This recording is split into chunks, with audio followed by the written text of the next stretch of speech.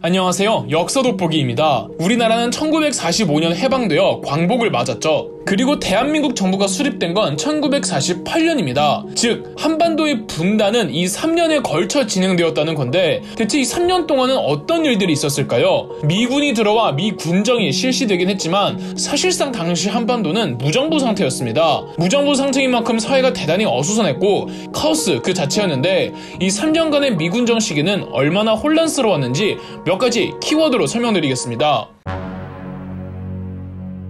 첫 번째 키워드는 건국준비위원회입니다. 우리나라는 1945년 8월 15일에 광복을 맞이했죠. 그런데 8월 초에 일본이 원폭을 맞으면서 사실상 패전이 확실시되고 소련이 압록강과 두만강을 넘어 남하하는 사태까지 벌어지자 조선 총독부는 한국 철수 작업에 들어섭니다. 총독부가 가장 걱정했던 것은 한국 내 일본인들이 전부 빠져나갈 때 한국인들의 보복성 집단 폭행이나 살인 등의 범죄가 일어나진 않을까였습니다. 그래서 조선 총독부의 마지막 총독 아베 노부유키는 국내 독립운동의 거물급이었던 여운형과 접촉해서 한반도에 대한 모든 행정권과 치안권을 여운형의 독립운동단체에 이양할 테니 일본인들의 무사출항만을 보장해달라고 합니다. 총독부에서 우려하던 상황을 여운형도 똑같이 걱정하고 있었고 여운형은 한반도에 대한 모든 행정권 및 치안권을 이양받기로 하며 일본인들의 무사출국을 보장해주기로 합니다. 그리고 여운형은 광복 후 새롭게 한반도에 들어서게 될 한국인만의 독립된 나라, 그토록 꿈꾸었던 공화국의 정보를 수립하기 위해 만든 조직이 건국준비위원회였습니다. 위원장은 여운형, 부위원장은 안재홍이었는데 여운형과 안재홍이 가입을 권유했으나 거절당한 독립운동가들도 꽤 있었습니다. 이유는 일부 독립운동가들은 한국의 공식 정부는 이 중국에 있는 김구의 임시정부가 이어야 하는 게 아니냐고 여기는 쪽도 있었거든요. 그러나 김구의 임시정부는 중국에서 입국할 때까지 시간이 걸렸고 이미 여운형의 건준이가 총독부로부터 모든 권한을 이양받은 상태였습니다. 여운형의 건준이는 치안대를 조직해 전국 145개의 지방 지부들을 만들었고 카오스나 다름없던 상태에서 이 건준이 덕분에 한국은 질서가 잘 유지되는 체계가 딱 잡힙니다. 그런데 문제가 생기니 광복 날이었던 8월 15일 미국의 압력을 받은 일본 정부는 조선 총독부에게 모든 권한을 미군에게 넘기라는 명령을 하달하죠. 미군이 들어와 한반도를 일시적으로 대리 통치하겠다는 소식이 전해지자 여운형은 하루빨리 한국인들이 스스로의 힘으로 수립한 정부를 세우기 위해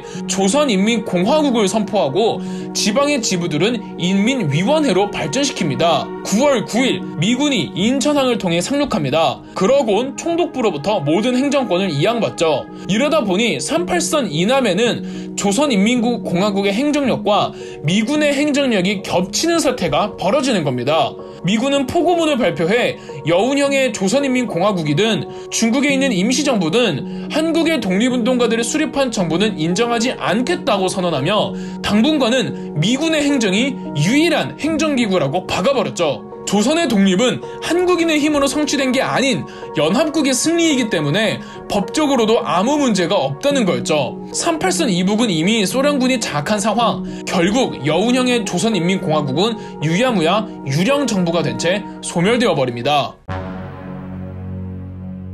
미국, 소련, 영국의 외무장관들이 2차 세계대전 이후 해방된 식민국가들을 어떻게 다룰지를 두고 모스크바에서 만납니다. 두 번째 키워드, 모스크바 삼상회의입니다. 이 중 한국 안건이 나왔을 때 우선 한국이 자체 정부를 만들도록 미국과 소련이 열심히 돕겠다는 합의하에 그 기구로 미국, 소련 공동위원회를 조직하기로 합니다. 그리고 한국의 독립운동 단체 출신들을 불러 모아 임시정부를 수립해준 이후 미소 공동위와 한국의 임시정부가 합심해서 한국의 독립정부를 만들기로 합니다. 그런데 여기서 그 정부를 수립할 때까지 시간이 걸릴 테니 미국은 한 10년 정도 미국과 소련이 한국을 신탁 통치하는 게 어떨까 하고 제안을 합니다. 그 신탁 통치하는 기간 미국은 퍼진 공산주의를 막으려고 했죠. 그러나 공산주의가 잘 퍼지고 있던 소련은 이 신탁 통치를 거부합니다. 결국 신탁 통치를 최대 5년 하는 것으로 합의를 받죠. 이 신탁 통치 소식이 국내에 전해집니다. 이 신탁 통치를 두고 좌익 진영에서도 찬반이 갈리고 우익 진영에서도 쪽에서도 찬반이 갈립니다. 찬성하는 쪽에선 그래 우리가 아직 부족하긴 해 이고, 이 반대하는 쪽에선 야 그게 일제 식민지랑 뭐가 달라 였죠. 여기까진 좌우익의 문제가 아니었단 말입니다. 그런데 국내 언론사에서 소련이 신탁 통치를 주장했고 미국이 신탁 통치를 반대했다고 이 사실과는 완전히 거꾸로 기사를 냅니다. 이 신탁 통치 오보 사건으로 인해 좌우익이 딱 갈립니다. 좌익들은 무조건 소련 말이 옳다며 신탁 통치를 찬성했고, 우익은 무조건 미국이 옳다며 신탁 통치를 반대합니다. 실제로는 거꾸로인데 이렇게 좌우익 갈등은 더 심해지죠. 미군정 3년은 비단 정치적으로 그리고 사회적으로만 어지러울 뿐 아니라 경제적으로도 상황이 매우 안 좋았습니다. 미군정은 어디까지나 군인들이 행정권을 장악하는 시스템이라 전문 정치인들이나 관료 집단이 아닌 만큼 행정력 방면에서 미흡한 게 많았습니다. 미국은 무작정 자유시장, 시장 경제가 좋은 줄 알고 30년 넘게 주권도 없이 일제에게 빼앗기기만 하고 제대로 된 정상적인 경제활동을 해보지 못한 나라에서 해방이 되자마자 쌀 거래 자유화 정책을 시행해버린 겁니다. 쌀 시장은 전혀 통제되질 않았고 가격은 제멋대로 굴다가 폭등하기 시작합니다. 1년도 안 되어 쌀 가격이 30배나 상승하죠. 가뜩이나 국민 대다수가 가난에 찌든 상태에서 가장 기본적인 주식인 쌀을 못 사는 사태가 벌어졌고, 전국토 대부분에서 굶어 죽는 사람들이 부지기수로 늘어납니다. 놀란 미군정은 자유화 정책을 포기하고 극단적인 방법으로 사태 수습에 나섰습니다. 지금부터 모든 쌀들을 미군정이 다 가져가서 공평하게 나눠주겠다는 겁니다. 공평하게 나눠지겠습니까? 오히려 쌀과 보리까지 다 가져가고 제대로 배급이 이루어지지 못했고 아사자는 더 빠른 속도로 늘어납니다. 상태가 이 지경에 이르니 위생 문제도 엉망이었고 1946년에는 전염병까지 어마어마하게 퍼져나갑니다. 불만을 품은 남한내 공산주의자들이 곳곳에서 파업을 일으켰고, 심지어 당시 한국의 모스크바라고 불리던 대구에서는 10월 1일 조직적인 파업이 일어나자 이 파업은 전국으로 퍼졌고 미군정은 이들을 강경하게 진압하면서 수많은 학살자들이 나오기도 했습니다. 여태까지 보시듯 정말 여러가지 원인으로 당시 한국에선 이념 대립이 극도로 치달았습니다. 사회가 수습하지 못할 정도로 어지러우니 이제 누가 옳고 그르냐의 문제가 아니라 서로에 대한 증오심만 팽배해졌죠. 지금이야 남북한이 딱 분단되었지만 분단되지 않았던 이 시대에는 북한에도 자유주의자들이 꽤 있었고 남한에도 공산주의자들이 많아서 서로에 대한 혐오감은 끔찍한 폭력으로 분출되었습니다. 북한에선 김일성 주도하에 자기들 멋대로 토지개혁을 실시하는데 말이 좋아 개혁이지 그저 재산이 조금 많은 지주들과 자산가들에 대한 일방적인 살인이 이어집니다. 인민재판이라는 거창한 이름하에 전혀 법적 혹은 사회적 권한이 없는 감정적인 분풀이가 이루어졌죠. 그저 땅이 있거나 재산이 있는 자체만으로 죄가 되어 사람들 앞에서 수모를 당하고 총살이 이루어졌으며 재판 같은 거 없이 그냥 자기들 멋대로 지주집 쳐들어가서 일가족들을 살해하는 일이 벌어졌죠. 거기서 겨우 살아남은 아이들 혹은 청년들은 자기 눈앞에서 가족들이 무참히 살해당하는 걸 목격해야만 했고 전부 남한으로 도망쳐와서 이 남한의 공산주의자들에게 핏빛 보복을 가합니다. 특히 서북청년단이라고 서북지역 즉 북한에서 넘어온 청년들이 거기서 공산주의자들에게 당한 걸 복수하겠다며 역시 법적 권한 없이 무차별적인 싸움이 벌어집니다. 거기에 친일파 정치인들 혹은 친일 경찰들은 살아남아야 해서 미군에 대한 과도한 충성심을 보이고자 반공주의자를 자처하며 수많은 공산주의자들을 때려잡았습니다. 이 과정에서 노덕술이란 아주 악질의 친일 경찰이 독립운동가 김원봉을 고문하는 일도 있었죠. 우익은 좌익에게 소련의 나라를 팔아넘겼으며 말도 안 되는 공상 이론을 명분으로 사람을 죽이고 다니는 놈들이라 욕을 했고, 좌익은 우익에게 친일파를 끌어안은 너희들이 더 배신자라고 욕했죠. 제주 4.3 사건, 여수 순천 사건 모두 이러한 분위기 속에서 터져 나온 것이고요.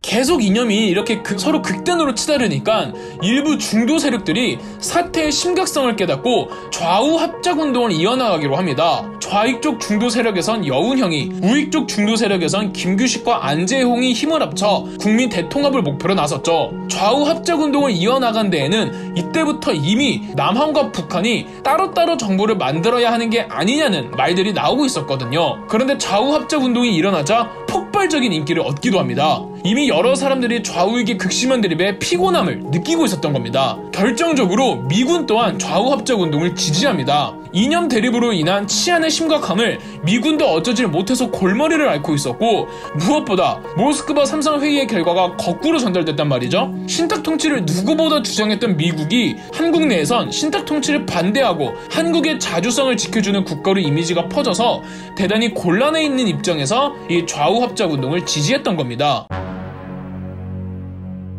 그런데 아시겠지만 무슨 일이든 중립은 양쪽에서 공격받기 나름입니다. 좌우 합작 운동 세력에서는 그나마 타협 정치안을 내놓았는데 좌우익이 서로 만족을 못하는 거죠. 거기에 1947년 좌우 합작 운동의 리더였던 여훈영이 암살당하면서 좌우 합작 운동은 와해됐고, 화해 모드로 나아가려는 제2차 미소 공동위원회도 결렬되었습니다. 답을 못 찾은 미군은 한국의 문제를 유엔에 넘겼고, 유엔은 그냥 남쪽만 선거를 치러서 단독 정부를 만들려고 했죠. 김구와 김규식은 어떻게든 분단만큼은 막아보려고 했지만 어떻게 보면은 당시 사회 분위기상 통합정부는 이상적인 이야기였습니다. 1948년 8월 15일에 남한에서는 대한민국 정부가, 1948년 9월 9일 북한에서도 단독정부를 수립하면서 대한민국은 분단되었고, 2년 후 동족 상잔의 전쟁이 터지죠. 이렇듯 1945년 광복 이후 1948년 분단되기까지 한반도는 서로에 대한 증오가 팽배한 사회였기에 생각하시는 그 이상으로 훨씬 더 혼란스러운 사회였습니다. 끝으로 남한과 북한이 각각 독립된 정부를 세우기 직전 분단을 어떻게든 막으려고 했던 백범 김구의 3천만 동포에게 읍고함의 짧은 구절을 소개해드리며 물러나겠습니다. 그럼 역사 돋보기였습니다. 3천만 자매 형제여, 한국이 있고야 한국 사람이 있고, 한국 사람이 있고야 민주주의도 공산주의도 또 무슨 단체도 있을 수 있는 것이다. 그러면 우리의 자주 독립적 통일정부를 수립하려 하는 이때에 있어서 어찌 개인이나 자기 집단의 사리사욕을 탐하여 국가 민족의 백년 대계를 그르칠 자가 있으랴. 우리는 과거를 한번 잊어버려보자. 악착한 투쟁을 중지하고 관대한 온정으로 임해보자. 마음속의 38선이 무너지고야 땅 위의 38선도 철폐될 수가 있다. 인도의 간디는 자기를 저격한 흉한을 용서할 것을 운명하는 그 순간에 있어서도 잊지 아니하고 손을 자기 이마에 대었다 한다. 내가 사형 언도를 당해본 일도 있고 저격을 당해본 일도 있었지만 그 당시에 있어서는 나의 원수를 용서할 용기가 없었던 것이다. 현시에 있어서 나의 유일한 염원은 3천만 동포와 손목을 잡고 통일된 조국, 독립된 조국의 건설을 위하여 공동 분투하는 것뿐이다. 이 육신을 조국이 수요한다면 당장이라도 재단에 바치겠다. 나는 통일된 조국을 건설하려다가 38선을 베고 쓰러질지언정 일신의 구차한 안위를 취하여 단독 정부를 세우는 데에는 협력하지 아니하겠다. 바라건대 나의 애달픈 고충을 명찰하고 명일의 건전한 조국을 위하여 한 번 더 심사하라. 영상 재미있으셨다면 구독과 좋아요, 알림 설정까지 해주시면 감사드리겠습니다.